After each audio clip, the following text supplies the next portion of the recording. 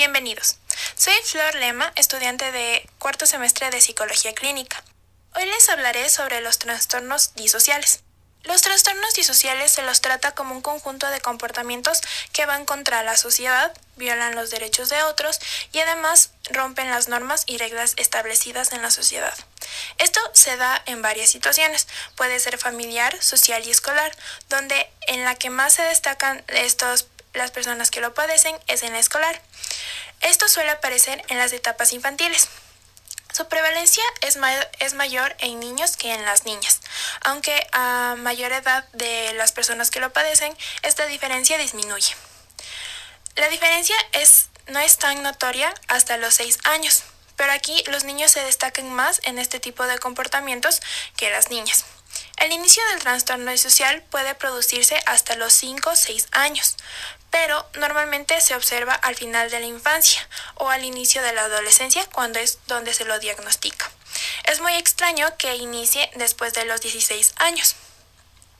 Si persiste hasta la adultez, esto ya no sería considerado como un trastorno disocial, sino como un trastorno antisocial de la personalidad, pues ya no entra dentro de los criterios establecidos por el CIE-10 dentro del grupo de trastornos del comportamiento y de las emociones de comienzo habitual en la infancia y adolescencia.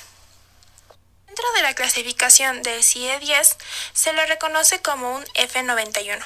Aquí se presentan 23 criterios generales, donde del número 9 al número 23 se necesitará que se lo haya hecho al menos una vez para poder diagnosticarlo.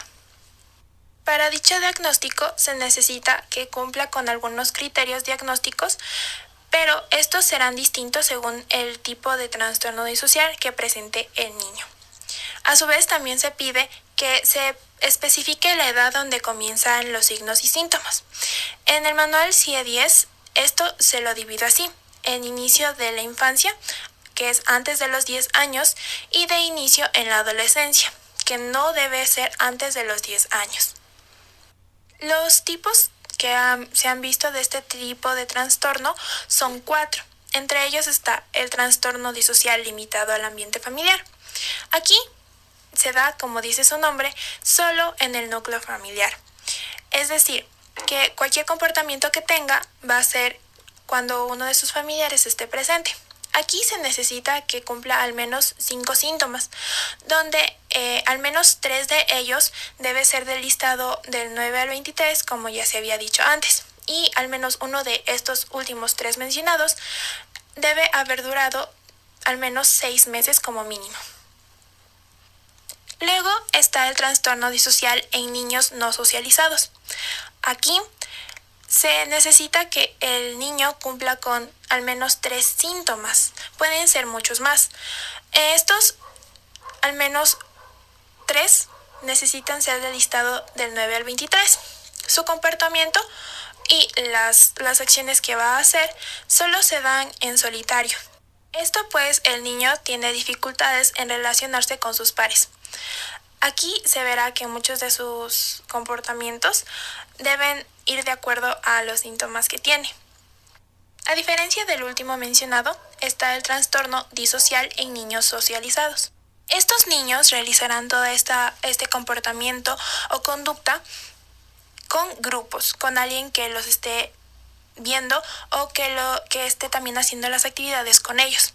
Esto en diversos ámbitos.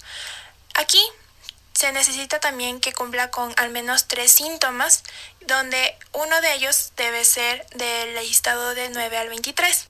Por último, está el trastorno disocial desafiante oposicionista. Aquí, a diferencia de los anteriores, se necesita que cumpla con al menos 4 síntomas, de donde 2 serán necesarios del 9 al 23. Este comportamiento va a ser inadecuado y no va a ser adaptativo, y va a sobresaltar mucho. Aquí los 4 síntomas deberán haber durado al menos 6 meses como mínimo. En este trastorno también se indica el nivel de gravedad. Hay 3 niveles de gravedad, donde el primero es el leve. Aquí los síntomas ocasionan un riesgo pequeño para el niño o para la familia y no es tan notorio.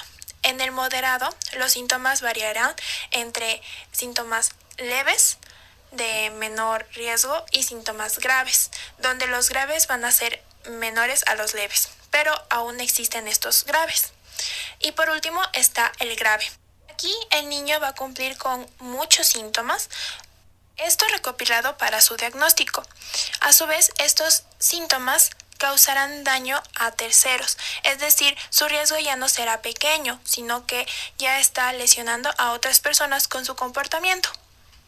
Para explicar mejor el tipo de comportamiento que existe en las personas que sufren con trastorno disocial, se han visto tres comportamientos básicos. El primero es de los comportamientos abiertos, que llevan desde la agresión menor hasta la lucha física y la violencia.